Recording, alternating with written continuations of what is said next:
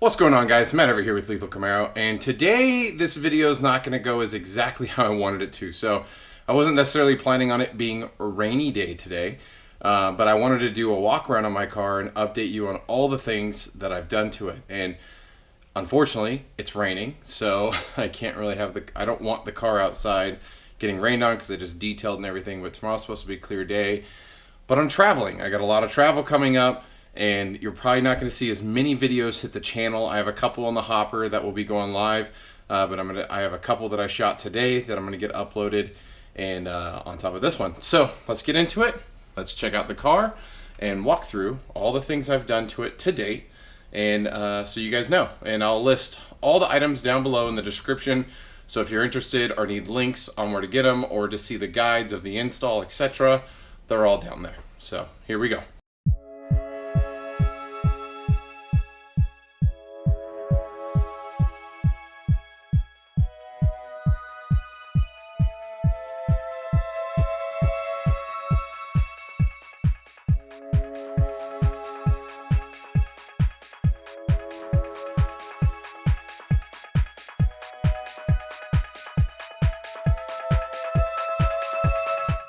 Okay, so the car itself doesn't have too much done to the exterior.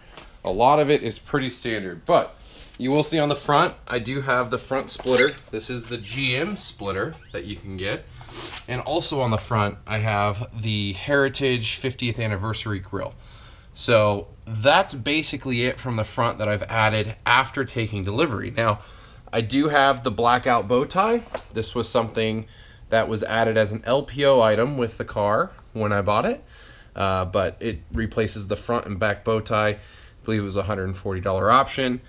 The front splitter you can get for about $440, maybe less depending on where you order it from, and the Heritage grill, same price, about $400 to $500 depending on where you get it. Now, I did add the Lt1 emblem on the hood. As you notice, or as you know, the Gen 6 doesn't have as a pronounced cowl hood as the Gen 5 or some of the Camaros before it, but it does have a little one, and so I lined up my Lt1 emblem to match that.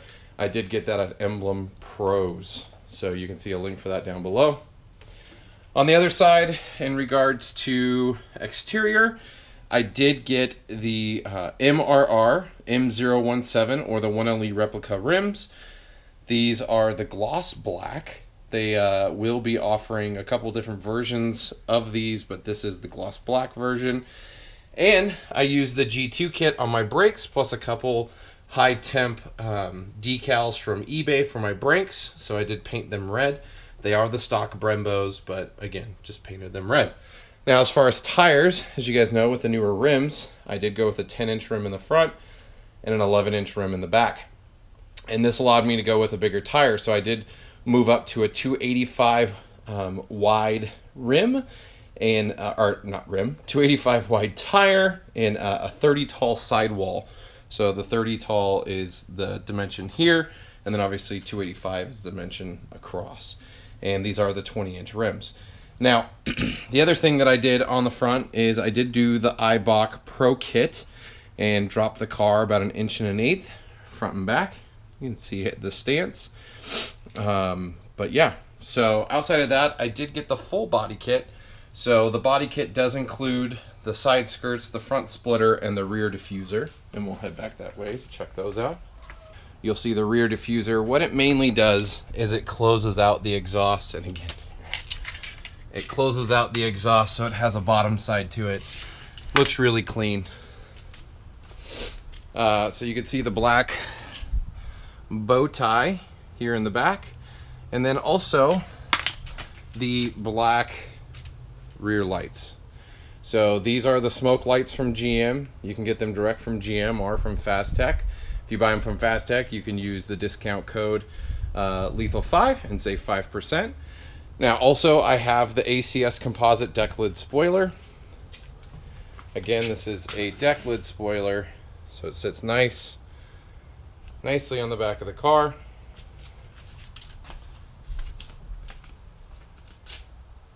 I think it's a really clean look. Really like it.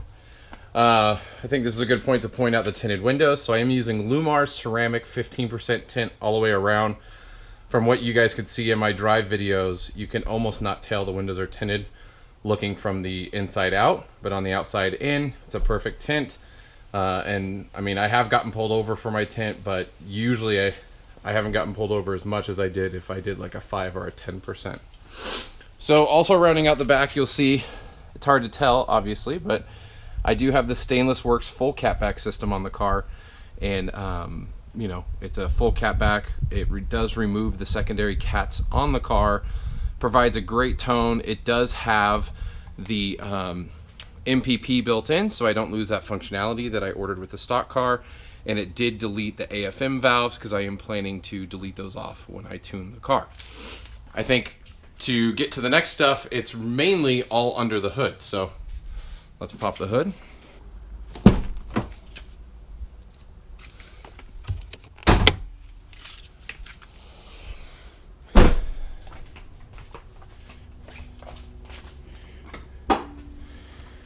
Okay, so under the hood,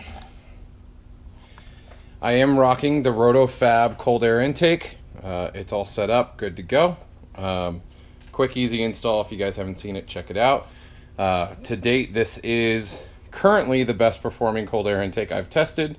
I still have a lot more tests to go, so stay tuned for that. I do have the Mishimoto catch can installed on the car. I do have a ported throttle body. This is actually a test throttle body for a company that I'm working with, so I'm not going to go into details around it, but I do have a ported throttle body, and this specific one actually has a wider opening by 5 millimeters.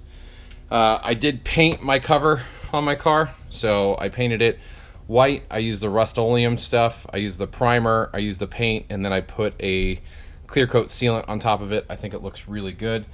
But it was a pretty quick, easy install. Outside of that, the intake manifold underneath is ported, so it's the stock intake manifold. You know, other people might be aware of the MSD Air Force intake manifold. This is the stock intake manifold. Again, you can't really see it because it's all covered, and you wouldn't even tell that it's any different because it's just a ported version of the stock one. And still the stock tri-Y headers currently. So not too many engine changes. On the interior, I do have the Vitesse throttle controller, which I have mounted under my steering wheel, as you can see here. It's a little dark, so apologies. And outside of that, the only other thing I have on the interior is the blackout covers for the wow, I'm blanking out. The blackout covers for the airbags.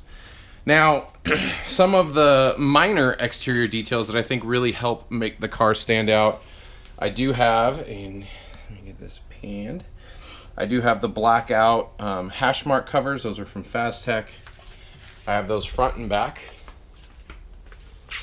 As you can see, here it is in the rear, and it's super dark. And then in the rear, I replaced the stock bulbs with LEDs for the reverse light, and I did put LEDs on the license plate covers. So, what am I missing? I feel like I'm missing something. So one of the other sides, I did have a blackout cover on my third brake light, but as you may have seen on Instagram, I kind of messed it up. And then the other side is I do have the blackout covers. It's dark as heck, but I do have the blackout colors on the lower reflectors above the exhaust as well. Again, those are all things that you can get from Fastech Performance pretty cheaply and pretty easily. So, as you could tell, I haven't done too much to the car. So that is the car well, I mean, I've done a lot to the car, but it's really not as much as I think some people think I've done. Now, there's a lot of things coming down the pipeline, a lot of big changes coming for the car. I've decided to go ahead and actually do some upgrades to help push myself to 500 plus horsepower to the wheels. I'm going to be having the work done at Cunningham Motorsports here in, think it's technically Murrieta, California. The guys at Cunningham have proven themselves with the LS motor. They've done a lot of work on Vets and Camaros, and they actually have a shop car that's a 6th gen. It's a beautiful red one that they're putting a Pro Charger on, or already put a Pro Charger on, but they're doing even more work, going for 800 horsepower. My goal is to stay completely natural aspirated on the vehicle, or NA, and I'm going to work with camming it, removing the AFM valves, or not the valves, but the AFM item. I'm going to go full E85. I'm putting headers on the car, new lifters, new springs, all that stuff, and a tune. So overall, expecting the car to be putting down pretty close, if not over 500 horsepower to the wheels. And I think that will keep me content with this specific car. Oh, I forgot cam. We're going to do a full cam package on here as well. So you'll hear it sound better overall, but the looks of the car are not going to change outside of underneath the engine. Oh, and I forgot, the MSD Air Force intake manifold will also be going on the car. So already started the conversations with Cunningham Motorsports. Going to be hopefully working to get my car in December timeframe, maybe even January, depending on how things go and funds. It's not a cheap upgrade, but it is something that I'm going to be doing on the car, and I'm going to take you guys along on the journey. Now, knowing Cunningham, they're a great shop, but they're not going to let me record probably a lot of the stuff that I would like to do, which is unfortunate, but I think it's also cool. Hopefully they'll let me do some recording here and there, or if I can get them to take photos of the install process, etc. Mainly because they will be installing their cam with their custom settings and all that stuff, and you know, that's obviously proprietary and they want to keep that to themselves, and I can't knock them for it. Ryan over there is doing a pretty good job. Actually, I shouldn't say pretty good, an amazing job.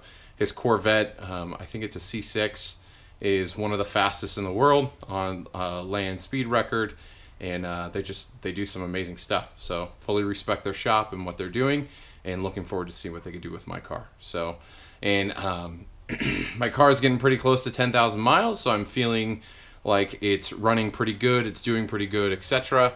So outside of that, I don't think there's much worry and issues with my motor and stuff like that, but we'll see. I'm gonna bite the bullet, just go full bore and get the car exactly where I want it. So, and some of you guys may ask, but Matt, you're in California. Yes, I'm in California, and that's also a bullet I'm gonna bite. Hopefully the cam won't be, the goal is not to get a super aggressive cam, so hopefully it's not gonna be super crazy loud, but putting full long tube headers in a cam in, it's gonna be loud. So it's coming. But outside of that, guys, that's the video. That's currently where the car is sitting at now. Some of the other things I talked about in my October update is getting 2-piece 6-piston brakes up front. Just still trying to save the funds for that. That is like, that alone is super expensive on top of all the other things that I want to do. But it's amazing how expensive brakes are. So, but outside of that, guys, thanks for watching. Likes, comments, shares, always appreciated. And again, all the links and details of all the items I've done to my car are in the description below. Also, you could check them out on the Camaro 6 forum. I have a thread there for my build, just following it. And that thread's going to get a lot more details and info as I go in and do all the things I just outlined. So, but yeah. So until next time, guys, if I don't see you in the comments below or on Instagram, I'll see you on the road.